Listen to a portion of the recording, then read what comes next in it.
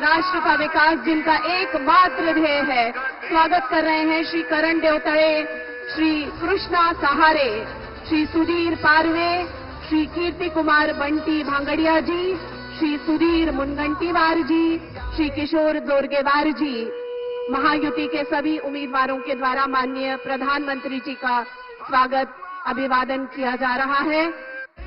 भारत जिनके दिल में बसता है और जो भारतीयों के दिलों पर राज करते हैं, हमारे प्रिय प्रधानमंत्री जो सतत कार्यरत हैं, सतत संकल्परत हैं, आपका हार्दिक स्वागत, हार्दिक हार्दिक स्वागत। चिमूर की इस क्रांति भूमि में हमारे प्रिय प्रधानमंत्री, हमारे प्रिय नेता, विश्व नेता, लोकप्रिय नेता माननीय श्रीमान नरेंद्र मोदी जी अपनी जनता का अभिवादन स्वीकार कर रहे हैं।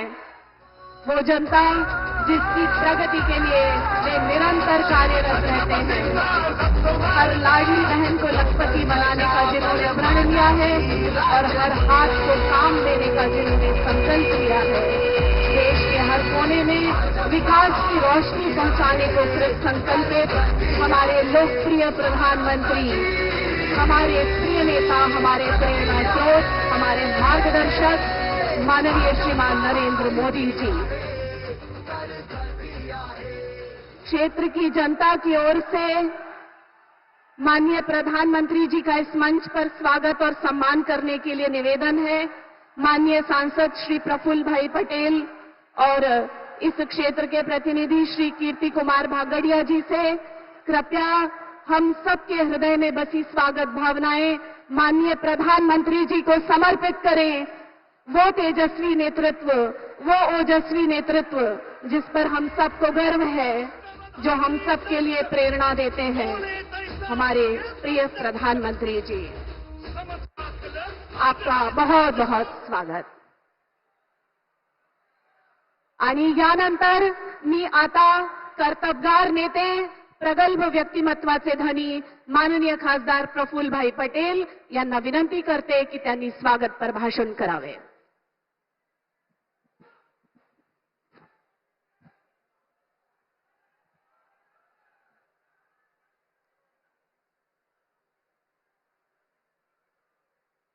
भारत माता की, छत्रपति शिवाजी महाराज की, भारत रत्न डॉक्टर बाबा साहेब आंबेडकर की। आज आपल्या चिमूरच्या या शहीदांची, वीरांची या पावनभूमीमध्ये आपल्या देशाचे नव्हे पण विश्वाचे सर्वात लोकप्रिय नेते, विश्वगुरू ज्यांना आपण सगळे म्हणतो, जग मानतो, असे आपल्या भारताचे यशस्वी आणि लाडके पंतप्रधान आदरणीय श्री नरेंद्र मोदीजी या कार्यक्रमामध्ये उपस्थित आपले या जिल्ह्याचे नेते सुधीरभाऊ मुनगंटीवार, माजी खासदार रामदासजी तडस, आपल्या सगळ्यांच्या आदरणीय शोभाताई फडणवीस, डॉक्टर रमेश गजबेजी आणि ज्यांच्या करिता आज या सभेचे आयोजन केलं आहे, तसे या चिमूर भागाचे लोकप्रिय तरुण तरफदार आमदार कीर्ती कुमार बंटी भांगड़िया, सर्व आलेले बाकीचे आपले उमेदवार, नेते आणि समोर बसलेले सर्व माझे बंधू, माझी लाडकी बहीण, तसेच माता भगिनी, तरुण मित्रांनो, आज आपल्या या पूर्व विदर्भामध्ये आदरणीय पंतप्रधानांचं आगमन झालं आहे। या चंद्रपूर, गडचिरोली, गोंदिया, भंडारा आणि नागपूर जिल्ह्याच्या परिसरामध्ये मध्यस्थ ठिकाण म्हणून आज चिचलीपूर येथे सभा होत आहे. आणि मला या गोष्टीचा आनंद आहे की तिसऱ्यांदा या देशाच्या लोकांनी आदरणीय पंतप्रधान नरेंद्र मोदीजींना यशस्वी रीतीनं परत भारताचा पंतप्रधान बनवला आहे. थोडा आपला वाटा थोडा या यशामध्ये कमी राहिलेला आहे. त्यासाठी आपल्याला थोडा चिंतन करण्याची गरज आहे. मागील लोकसभेच्या वेळेस आपल्या पूर्व विदर्भामध्ये एक चुकीचा फेक नॅरेटिव्ह अतिशय जोरदार चालवलं. आरक्षण देशाचा समाप्त होणार आहे, संविधान बदलणार आहे आणि यामुळे त्याचा एक वेगळा परिणाम आपल्याला बघायला मिळाला. मित्रांनो, मोदी साहेब वारंवार सांगत आहे ते स्वतः एक गरिबीतून वर आलेले आणि पंतप्रधानपर्यंतच्या परिस्थिती पोहोचलेले व्यक्ती आहे आणि त्या माणसाला गरिबांची, सामान्य लोकांची चिंता आहे, खंत आहे. आणि त्यामुळे अशा माणसांनी या भारताच्या संविधानाला अधिक मजबूत करण्याचं काम केलं आहे. प्रत्येक वर्गाचा, गोरगरीब असो, आदिवासी असो, दलित असो, शेतकरी असो, तरुण असो, प्रत्येकाला या देशाच्या प्रगतीच्या या वाटचालमध्ये स्थान देण्याचं काम केलं आहे. आणि म्हणून मित्रांनो, आज तुम्ही बघा, देशामध्ये आज अर्थव्यवस्था 5व्या क्रमांकाची विश्वामध्ये झाली. उद्या त्याला आपण तिसरी सर्वात मोठी अर्थशक्ती बनणार आहोत. हे आपल्या पंतप्रधानांच्या हे कार्याचा हे परिणाम आहे. आणि म्हणून मित्रांनो, आज आपला या पूर्व विदर्भामध्ये माझ्या पूर्वीचे वक्ते सांगत होते, शेतकऱ्यांचे प्रश्न आहे. शेतकऱ्यांना सोयाबीन, कापसाचा योग्य भाव मिळाला पाहिजे. परवाच्या संकल्पपत्रामध्ये या एमएसपीच्या वर 20% भाव देण्याचं काम या आमच्या महायुतीच्या सरकार आपल्याला करून देणार आहे. ही आपल्या सगळ्या लोकांना सांगू इच्छितो. म्हणजे आज सोयाबीनचे 48 असेल ते उद्या 6000 मिळेल.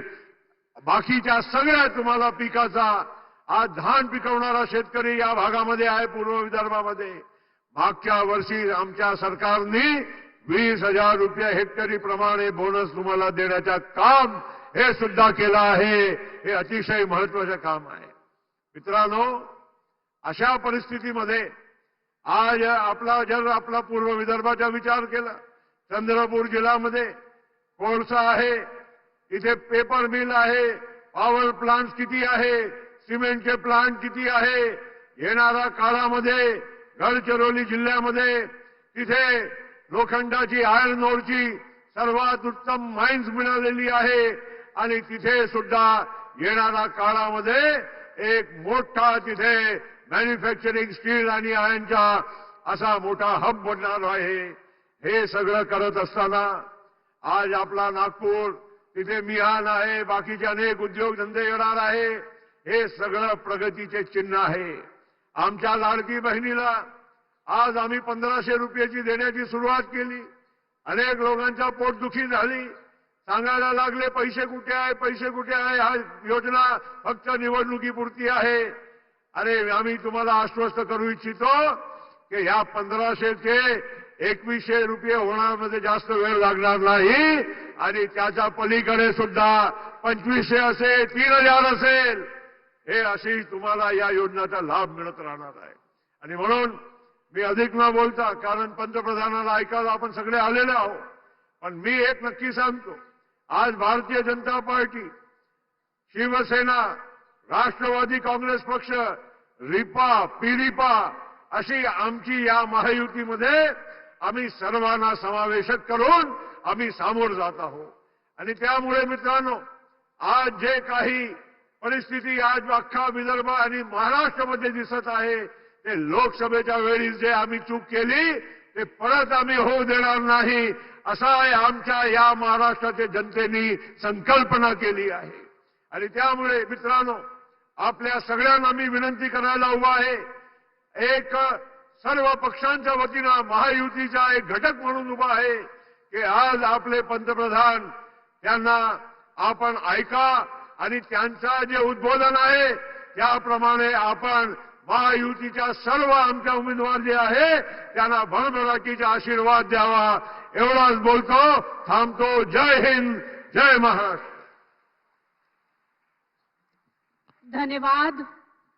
और अब हम सब जिन्हें सुनने को आतुर और प्रतीक्षित हैं, विकसित भारत के स्वप्न शिल्पी, हर वर्ग के विकास हेतु कृत संकल्पित, भारतीय जीवन मूल्यों के मूर्तिमान प्रतीक, हमारे देश के लोकप्रिय नेता और विश्व नेता, हमारे प्रधानमंत्री सम्माननीय श्रीमान नरेंद्र मोदी जी से करबद्ध निवेदन करती हूं कि वे कृपया सभा को संबोधित करें और हम उनके उद्बोधन से लाभान्वित हों.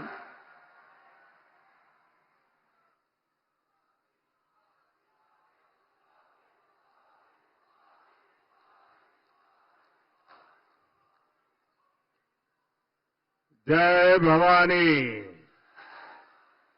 जय भवानी, जय माता महाकाली,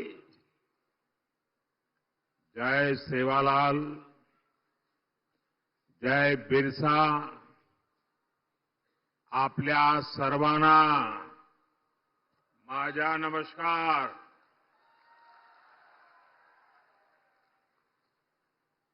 श्री हरि बालाजी महाराज उनकी ये देवस्थानम की पुण्य भूमि, क्रांतिकारियों की, वीरों की ये धरती, मैं चिमूर की इस महान मिट्टी को नमन करता हूं.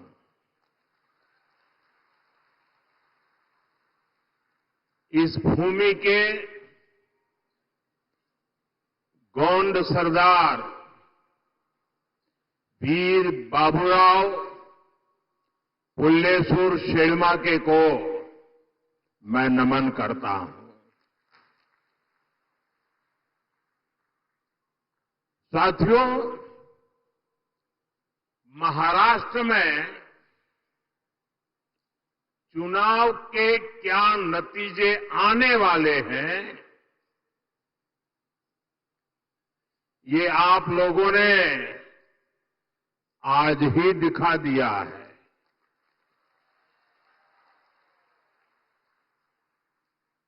ये जन सैलाब बता रहा है कि महाराष्ट्र में महायुति की भारी बहुमत की सरकार बनने जा रही है.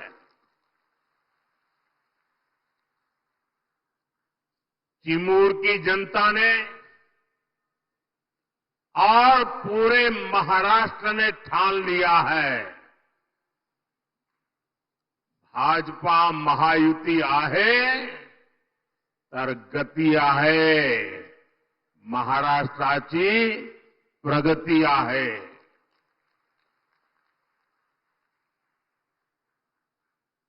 साथियों, मैंने सालों तक संगठन में कार्यकर्ता के रूप में काम किया है और इस प्रकार का कार्यक्रम ऑर्गेनाइज करने में लोहे के चने चबाने पड़ते हैं, इसका मुझे पूरा अंदाज है. और उसमें भी 12-1 बजे ऐसा कार्यक्रम करना, मैं गुजरात में तो नहीं कर सकता था. आपने क्या कमाल कर दिया है जी. जहां भी मेरी नजर पहुंच रही है, लोग ही लोग नजर आ रहे हैं और ऐसा लग रहा है जैसे केसरिया सागर लहरा रहा है.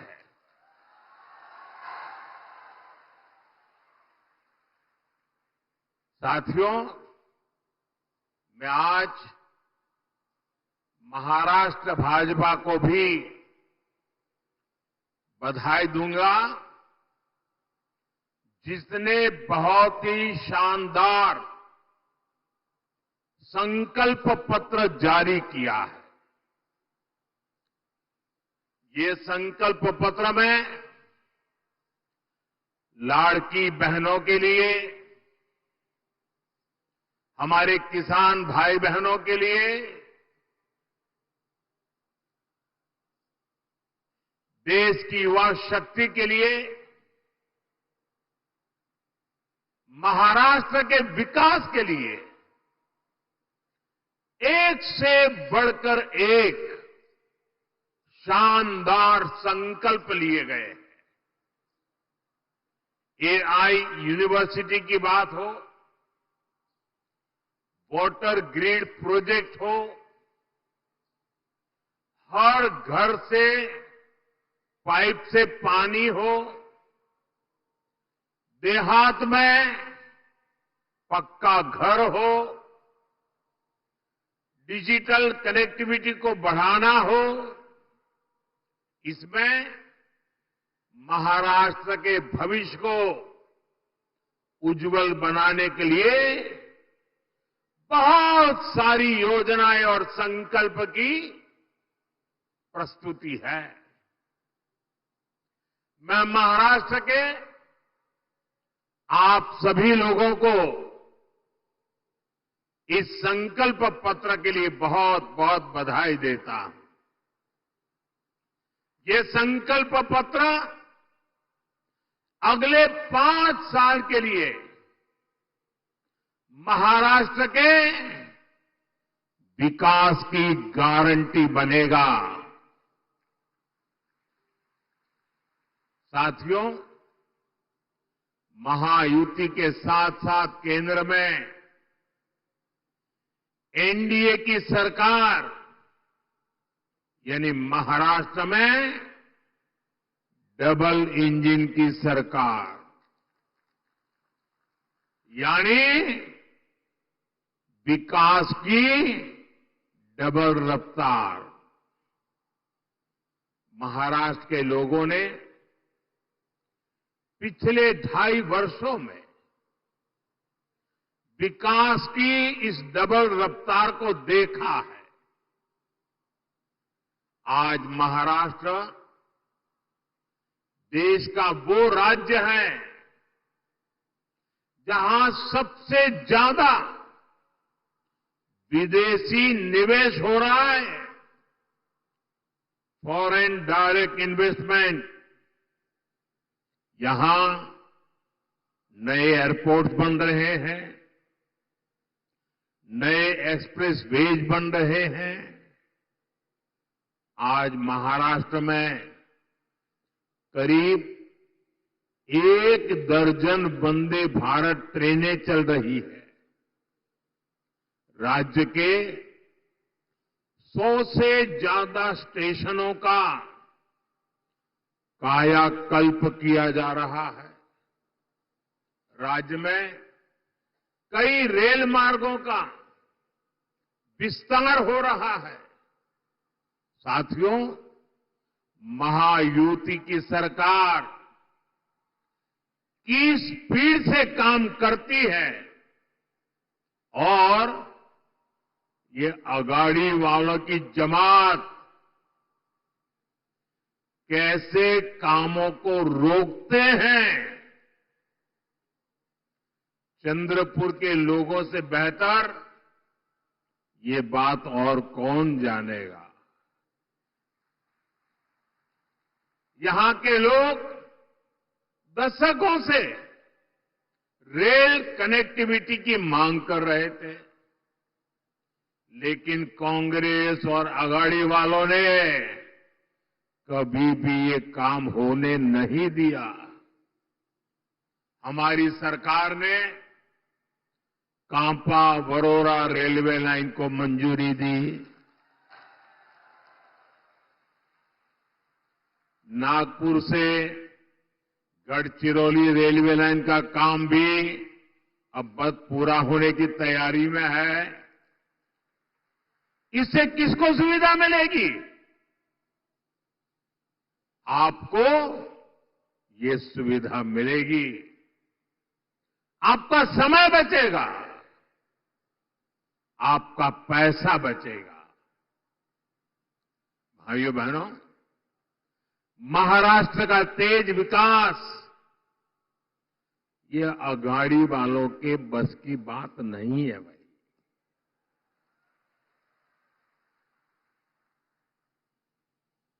अघाड़ी वालों ने केवल विकास पर ब्रेक लगाने में पीएचडी कर दी है।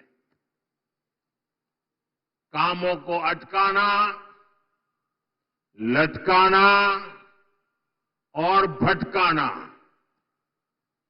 ये कांग्रेस वाले तो इसमें डबल पीएचडी है, एक्सपर्ट है। 2.5 साल में इन्होंने मेट्रो से लेकर वाढवण पोर्ट और समृद्धि महामार्ग तक हर विकास परियोजनाओं को रोकने का काम किया। इसलिए याद रखिएगा, अघाड़िया ने भ्रष्टाचार के सबसे बड़े खिलाड़ी,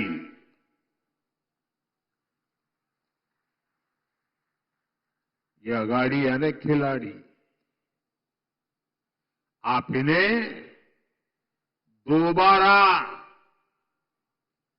लूट का लाइसेंस मिलने देंगे क्या? जरा पूरी ताकत से बताइए, मिलने देंगे क्या? लूट करने देंगे क्या? खजाना भरने देंगे क्या? साथियों, मैं आपसे पूछना चाहता हूं, जरा पूरी ताकत से जवाब दीजिए। आप महाराष्ट्र की प्रगति पर ब्रेक लगने देंगे क्या? साथियों, कांग्रेस और उसके साथी दल हिंसा और अलगाववाद पर राजनीतिक रोटियां सेकते हैं। अभी कुछ ही दिन पहले जम्मू कश्मीर की विधानसभा में क्या हुआ, पूरे देश ने देखा है। आपने भी टीवी में देखा होगा, अखबारों में पढ़ा होगा, सोशल मीडिया में आया होगा। ये हमारा जम्मू एंड कश्मीर दशकों तक अलगाववाद और आतंकवाद में जलता रहा। महाराष्ट्र के मेरे कितने ही वीर जवान मातृभूमि की रक्षा करते करते जम्मू कश्मीर की धरती पर शहीद हो गए। और ये हालत बनी कैसे? ये पाप पनपा कैसे? जिस कानून की आड़ में, जिस धारा की आड़ में ये सब हुआ, वो धारा थी 370, और ये 370 धारा कांग्रेस की देन थी। और जैसे ही हमने 370 को खत्म किया, कश्मीर को भारत और भारत के संविधान से पूरी तरह नाता जोड़ा। हमारे देश के बहुत लोगों को पता ही नहीं है, शायद आपके लिए भी बहुत सी जानकारी पहली बार होगी। बाबा साहब आंबेडकर ने जो संविधान बनाया, जो संविधान पूरे देश ने स्वीकार किया, लागू किया, लेकिन आपको जानकर के दुख होगा कि संविधान की माला जपने वाले लोगों ने 7 दशक से भी ज्यादा समय जम्मू कश्मीर में बाबा साहब आंबेडकर के दिए हुए संविधान को लागू नहीं किया था। 7 दशक तक देश आजाद होने के बाद जब तक मोदी नहीं आया तब तक इस देश में 2 संविधान चलते थे। एक संविधान जो बाबा साहब आंबेडकर ने दिया, जिसका पालन हम सब लोग करते थे, और दूसरा विधान जम्मू कश्मीर था। जम्मू कश्मीर का हाईकोर्ट का जज शपथ लेता था भारत के संविधान के नाम पर नहीं। जम्मू कश्मीर का मुख्यमंत्री शपथ लेता था भारत के संविधान के नाम पर नहीं।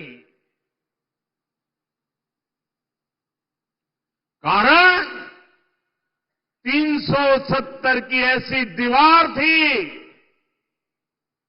जो बाबा साहब के संविधान को जम्मू कश्मीर में घुसने नहीं देती थी। ये मोदी को आपने आशीर्वाद दिया और 370 को हमेशा हमेशा के लिए हमने जमीन में गाड़ दिया। दोस्तों, लेकिन कांग्रेस वालों को, उनके साथियों को ये बात पच नहीं रही है और इसलिए कांग्रेस और उसके साथी कश्मीर में फिर से धारा 370 वापस लाकर के लागू करने का प्रस्ताव सदन में लाए हैं, सदन में पास करवा रहे हैं। जरा कांग्रेस वालों को पूछिए, उनके साथियों को पूछिए कि जो धारा 370 खत्म हो गई, जिस जम्मू कश्मीर में भारत का संविधान पैर नहीं रख सकता था, उस जम्मू कश्मीर में भारत का संविधान पहुंचा। क्या आप फिर से इसको रोक लोगे? ये लोग वो काम कर रहे हैं जो काम पाकिस्तान चाहता है। मैं जरा यहां के लोगों से पूछना चाहता हूं, क्या कांग्रेस को ये करने देंगे आप? ये करने देंगे? 370 वापस आने देंगे? जम्मू कश्मीर को हमसे दूर रखने देंगे? उनके और उनके साथियों को सजा देंगे? साथियों, हमारे चंद्रपुर के इस क्षेत्र ने भी दशकों तक नक्सलवाद की आग को झेला है। इस क्षेत्र ने क्या कुछ नहीं सहा। नक्सलवाद के कुचक्र में कितने ही युवाओं का जीवन बर्बाद हो गया। हिंसा का खूनी खेल चलता रहा। औद्योगिक संभावनाओं ने यहां दम तोड़ दिया। कांग्रेस उसके साथियों ने आपको सिर्फ और सिर्फ खूनी खेल दिए हैं। ये हमारी सरकार है जिसने नक्सलवाद पर लगाम लगाई है। आज ये पूरा क्षेत्र खुल करके सांस ले पा रहा है। अब चिमूर और गढ़चिरौली के क्षेत्र में नए अवसर बन रहे हैं। इस क्षेत्र में नक्सलवाद फिर से ना हावी हो जाए, इसके लिए आपको कांग्रेस और उसके साथियों को यहां फटकने भी नहीं देना है। मेरी बात मानोगे ना? जरा जोर से बताइए, मानोगे ना? साथियों, बीजेपी और महायुति सरकार हमारा जो सबका साथ सबका विकास का मंत्र है, उसी को लेकर के हम काम कर रहे हैं। मैं गरीब के जीवन की मुश्किलों को समझता हूं, इसलिए आपका जीवन आसान बनाने के लिए दिन रात काम करता हूं। हमारी सरकार में करोड़ों गरीबों को पीएम आवास मिले। हमारी सरकार में करोड़ों गरीबों को मुफ्त इलाज की गारंटी मिली। नई सरकार बनते ही हमने आयुष्मान योजना का लाभ 70 वर्ष से अधिक उम्र के सभी बुजुर्गों को भी दे दिया। हमने गांव-गांव सड़क पहुंचाई, बिजली पहुंचाई, करोड़ों परिवारों को जल जीवन मिशन के तहत पानी का कनेक्शन मिला। अकेले चिमूर में ही 16 लाख परिवारों को मुफ्त राशन मिल रहा है, ताकि गरीब के घर का चूल्हा जलता रहे। गरीब कल्याण की योजनाओं का सबसे ज्यादा लाभ हमारे वंचित समाज को हुआ है। दलित हो, पीड़ित हो, शोषित हो, आदिवासी हो, ओबीसी हो, उनको मिला। और ऐसे ही प्रयासों से पिछले 10 साल में 25 करोड़ लोग गरीबी से बाहर निकले हैं। महायुति की सरकार इस क्षेत्र में भी गरीबों को मजबूत करने के लिए, उन्हें नए अवसर देने के लिए काम करेगी।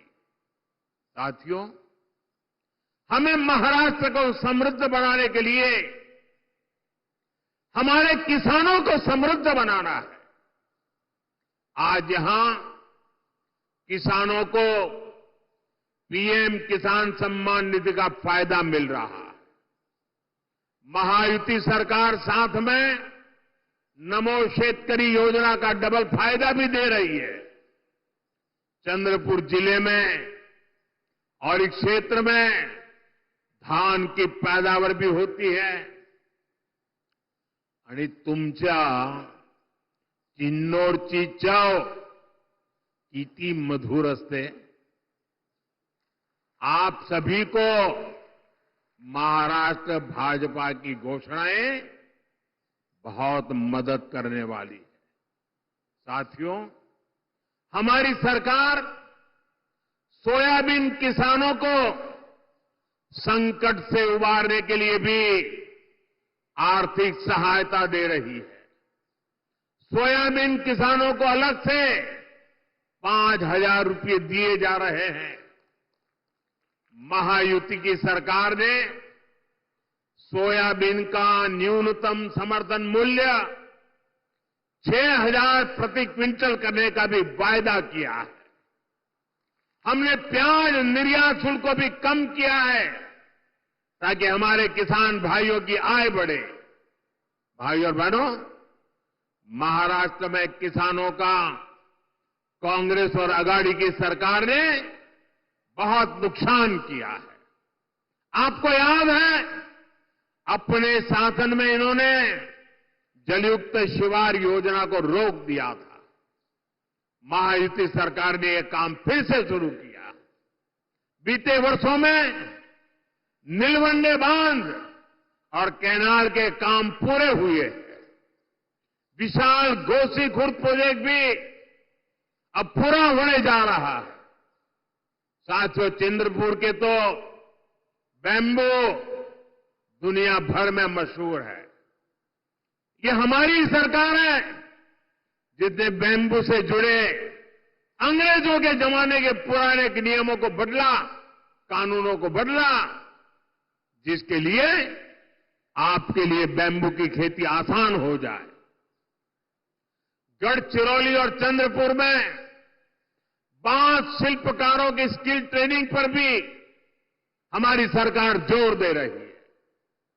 साथियों, मैं आपको कांग्रेस और उसके साथियों की एक बड़ी साजिश से भी सावधान कर रहा हूं। हमारे देश में आदिवासी समाज की जनसंख्या करीब करीब 10% के आसपास है। कांग्रेस आप आदिवासी समाज को जातियों में बांटकर टुकड़े टुकड़े करके कमजोर करना चाहती है। यहां चिमूर, चंद्रपुर में भी बड़ी संख्या में मेरे आदिवासी भाई बहन रहते हैं। कांग्रेस चाहती है कि हमारे आदिवासी भाई एसटी के रूप में उनकी पहचान खो दें, आदिवासी के रूप में उनकी पहचान खो दें, उनकी ताकत से उनकी जो पहचान बनी है वो बिखर जाए। सारे आदिवासी समाज की छोटी छोटी जातियां अपने आप को एसटी के नाते भूल जाए, आदिवासी के नाते भूल जाए, सिर्फ जाति के रूप में याद रखें और आपस में लड़ें, आपकी एकता टूट जाए। ये कांग्रेस का खतरनाक खेल है। कांग्रेस गोंड समाज को राजगोंड से लड़वाना चाहती है, अरग समाज को प्रधान समाज से लड़वाना चाहती है। कांग्रेस पठारी को सरोटी से, हलवा को हलबी से, कोलम को मन्नेर बारलू से लड़वाना चाहती है।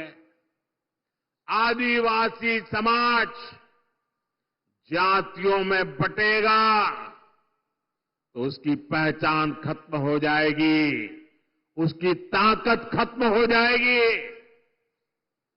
विदेश में जाकर कांग्रेस के शहजादे खुद ये ऐलान कर चुके हैं। इसलिए मैं कहता हूं, हमें कांग्रेस के इस षड्यंत्र का शिकार नहीं होना है, हमें एकजुट रहना है। और इसलिए मेरा तो आपसे एक ही आग्रह है, हम एक रहेंगे तो सेफ रहेंगे, हम एक रहेंगे तो और साथियों, आप जानते हैं, अगर आप एक नहीं रहे, आपकी एकजुटता टूटी, तो सबसे पहले क्या होगा? कांग्रेस आपका आरक्षण छीन लेगी। कांग्रेस के शाही परिवार के हमेशा से ये मानसिकता रही है, कोई देश पर राज करने के लिए पैदा हुआ है। आजादी के बाद इसलिए ही कांग्रेस ने दलितों, पिछड़ों और आदिवासियों को कभी आगे नहीं बढ़ने दिया और आरक्षण से दलितों, पिछड़ों और आदिवासियों को आगे बढ़ाने का मौका मिलता है। इसलिए ही कांग्रेस आरक्षण से चिढ़ती है। 80 के दशक में तो कांग्रेस ने, जब राजीव गांधी नेतृत्व करते थे, चुनाव का समय, चुनाव चल रहे थे और उनकी हिम्मत देखिए, बाकायदा उन्होंने अखबारों में एडवर्टाइजमेंट दी थी, पोस्टर जारी किए थे और दलितों, पिछड़ों और आदिवासियों को मिलने वाले विशेष अधिकार पर सवाल उठा दिया था।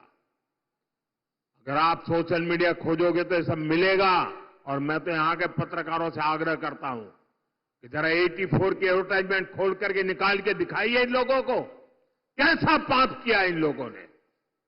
कांग्रेस तब दबंगों की भाषा बोल रही थी।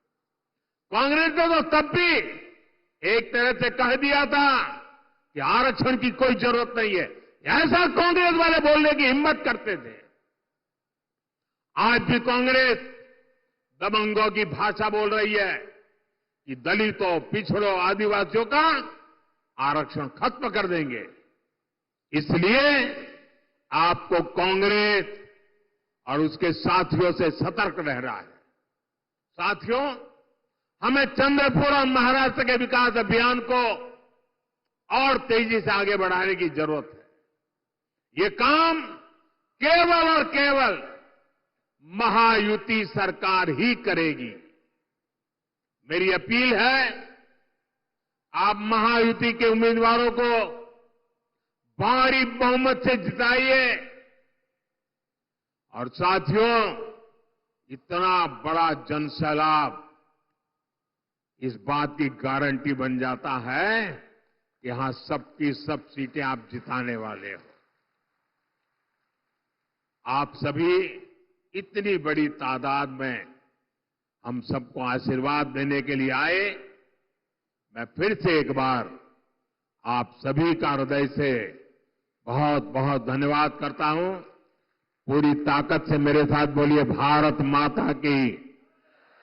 दोनों हाथ ऊपर करके पूरी ताकत से बोलिए, भारत माता की, भारत माता की, भारत माता की, भारत माता की। बहुत बहुत धन्यवाद।